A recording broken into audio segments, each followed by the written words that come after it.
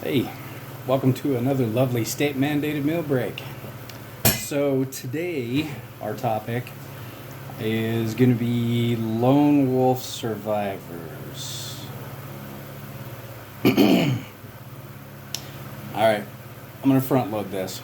And I know some people are going to be all butthurt and think that, I'm wrong and, you're wrong, dude. I could do this. Okay. Lone wolfing it is dumb. Straight fucking dumb. Okay? Raiding. Even dumber. Especially solo.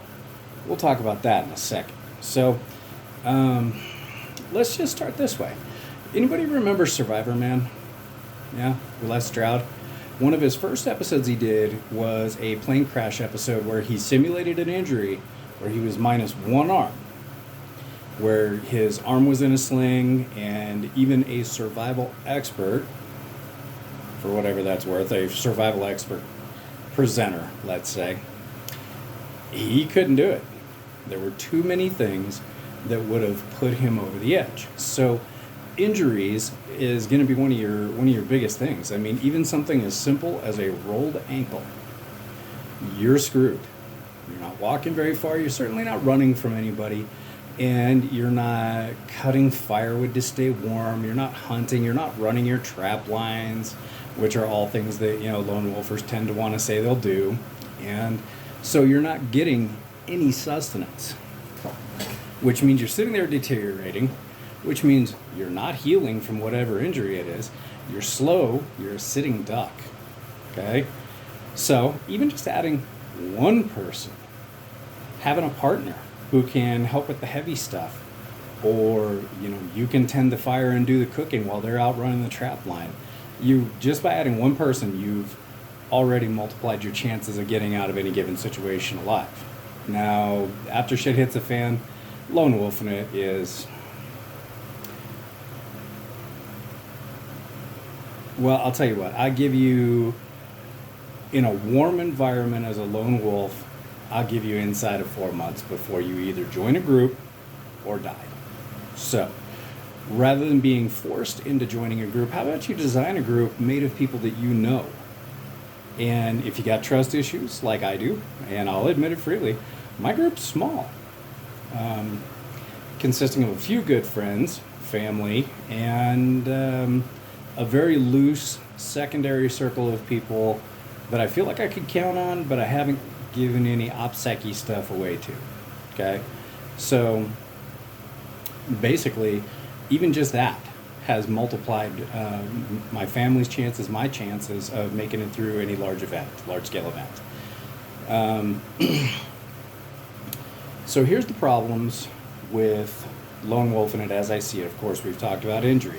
How about illness? Let's just say you got a nasty case of the flu, or you had some bad berries, or whatever, and you're incapacitated for a couple days, and you can't drink, you're getting dehydrated.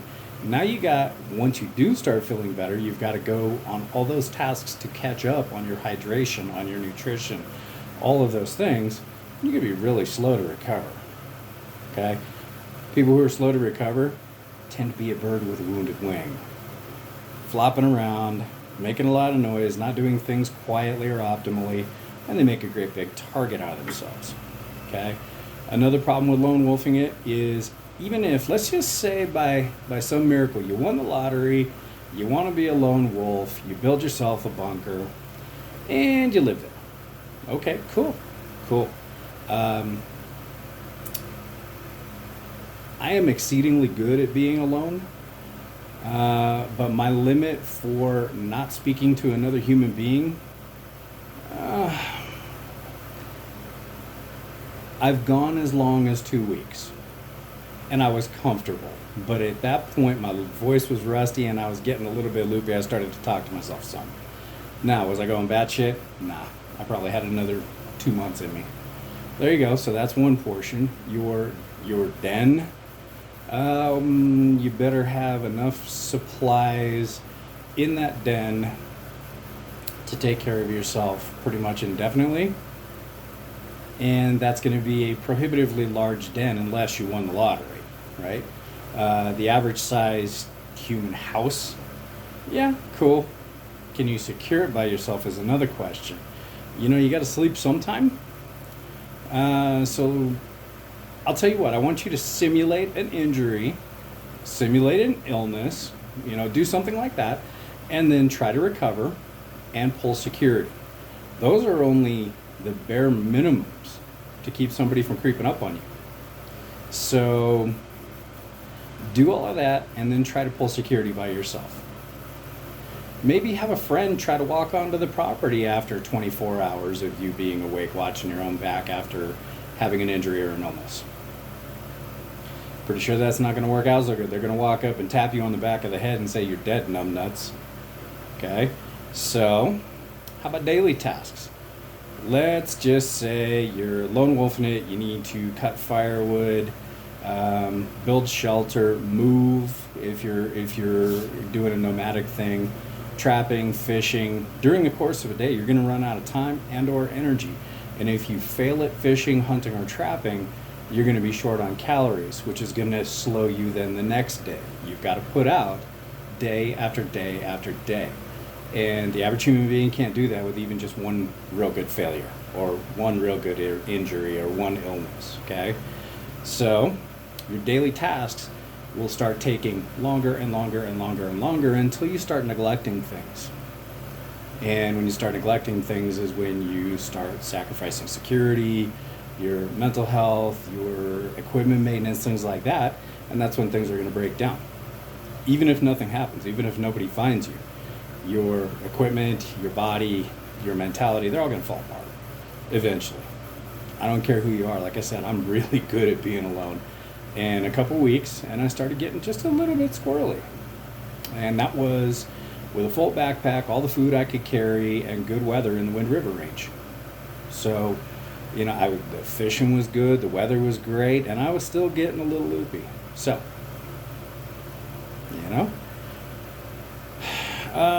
next thing, shootouts. If you're found, or if you decide to raid like a dumbass, keep in mind, shootouts they're a two-way dynamic shooting range. So let's just say you stumble upon a group of, 3 people. You take out 2 of them from a sniper position. The third one figures it out and just wings you. Doesn't even kill you.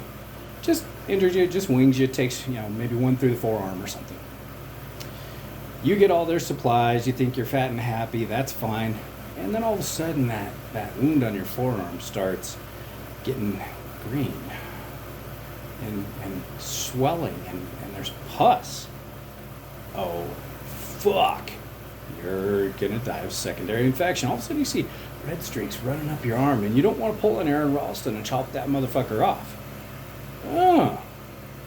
Well, this is where knowing a pharmacy technician who could yank you some antibiotics before they left the office would be handy. But if you're a lone wolf, you don't know that person.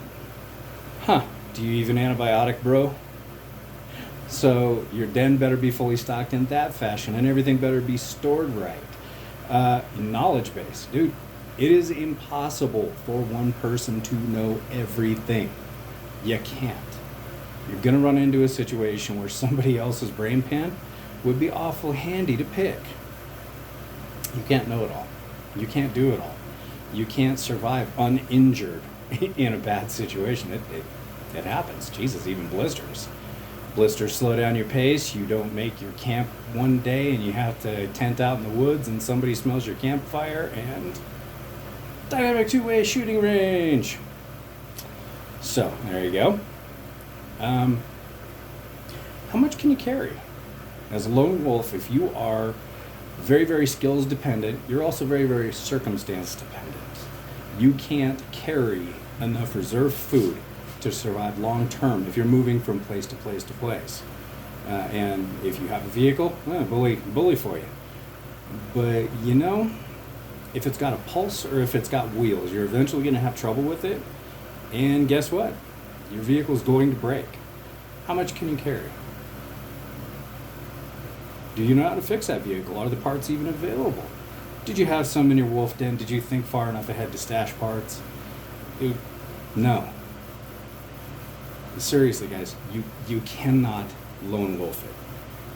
1, 2 people, even that will help. Okay? If you had a group of, say, 10 people, that would exponentially improve your chances of surviving a long-term situation. If you were to think of it in terms of security, okay, it's 24 hours in a day. Break it up into 4-hour shifts, which is about what the human attention span can really do. So 4 hours, 24, 6. So you need at least 6 people just to cover your security shifts. Now, when they get off their security shift of 4 hours, then they got to go be something else. Nobody is strictly a security guard. They've got to go be a cook, or take care of kids, or take care of animals, or patch a roof, or work on a vehicle. So they have another 4 hours of that, 4 hours of downtime. The time that'll be dedicated. Then, of course, what if one of your people gets sick?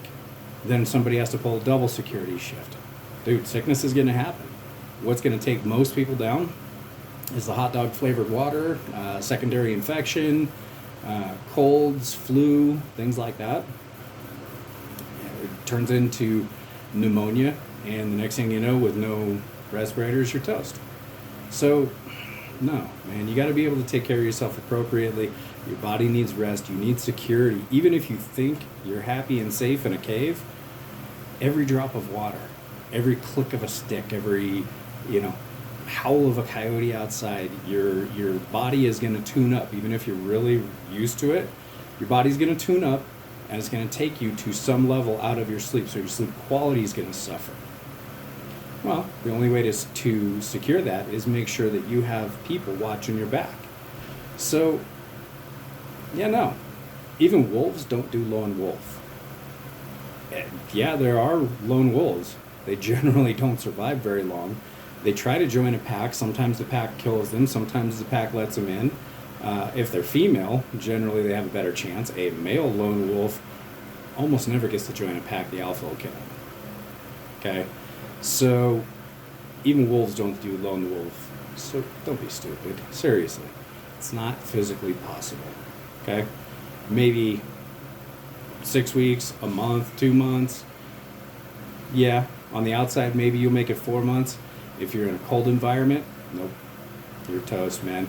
You cannot build a cabin, secure food, secure yourself, keep yourself healthy, and do all the things you need to do in a cold environment. Here in Montana, dude. You don't have a long enough summer to build a cabin by yourself and secure enough food for you to make it through the winter. And that's in good conditions. You couldn't even do it if none of your tools broke here. Maybe if you had a chainsaw and enough gas, maybe. But no, it's dumb. Don't do it. Create a relationship or two. Talk to people. Primarily, don't be an asshole. Nobody's going to want to take you into a group of any kind or provide for you if you're a prick. Learn to deal with other people. You know what? They could save your life one day. Or maybe not if you've been a prick to them. I got to admit it. There's a couple people that if they started walking onto my land and I spotted them at a distance, they'd grow a new asshole in the middle of their forehead and I'd leave them for the bears. So don't be that asshole. Anyway, on that lovely positive note, don't be an asshole. Lone wolf isn't possible. It's a dumb idea. Anyway, I'll talk to y'all later.